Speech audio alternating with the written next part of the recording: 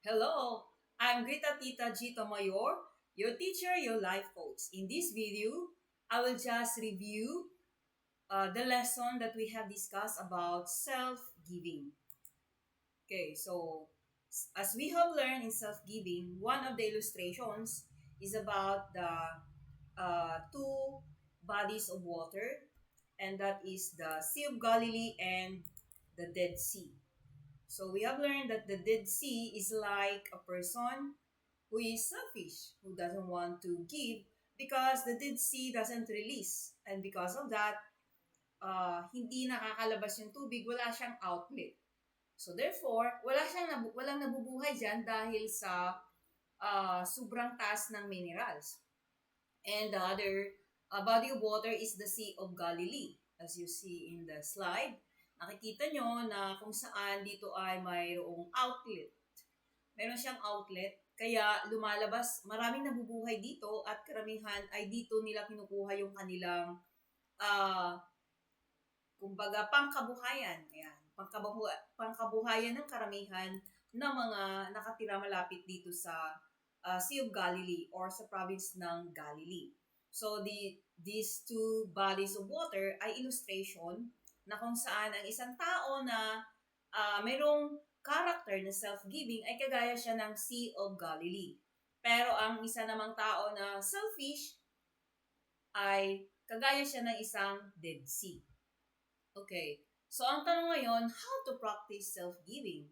But before that, we will review first what's the meaning of self-giving. Ano ibig sabihin? What is self-giving? Characterized by self-sacrificing behavior or unselfish. Or we call investing your life in others. Investing your life in others. It means that you are living not for yourself but for others. May sinasabi sa Manual of Life that whoever loves his life will lose it. Whoever hates his life will lose it. Ibig sabihin, nabubuhay siya, hindi para sa sarili niya, kundi para sa iba. And he enjoyed doing that. So, ang taong may character na self-giving, yan yung kanyang attitude. He lives for others, not for himself. And the question is how to practice self-giving or develop self-giving in your life. How to practice self-giving? First, discover the purpose why you were born. As we have learned, in Genesis 1:26, we were born to dominate in the field of our expertise. It means our God, our Creator, has given us the ability, the potential that we're going to develop, the gift that we're going to develop as we have learned in the topic about focus. You have to stir up your gift. You identify first your gift and stir it up so that you will be able to excel in that field, whatever territory or domain or realm that you're going to excel. That is the assignment, the mission that is given to you by our Creator, which is stated in Genesis chapter 1, verse 26. Second one is to discover and develop your gift, deploy yourself.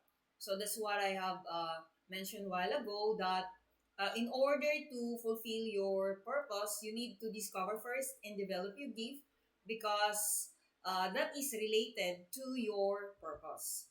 So number three, understand how to rule or dominate in the field of your expertise or in the area of your gifting. So these are the three practices that you need or the steps in order to develop self-giving or to practice self-giving. Because if you fail to discover your purpose, you will live a selfish life. You will just live for yourself.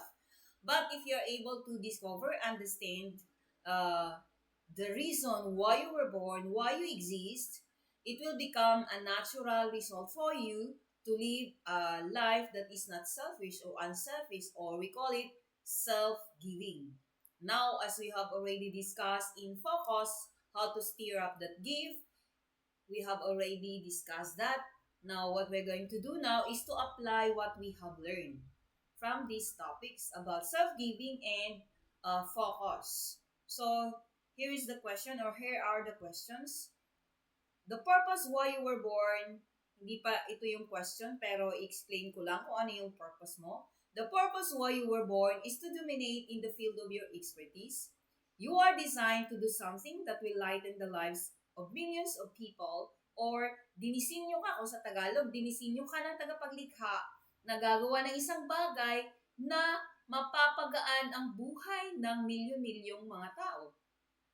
Or you are born to solve a problem in your generation. And if you fail to fulfill your purpose, then millions of people will also be suffering or will suffer because you fail to fulfill your purpose. That's why it's very important to identify your uh, gift and use that to fulfill your purpose. So here is the question that you're going to answer. Just choose one question that you're going to answer and write your answer in the comment below.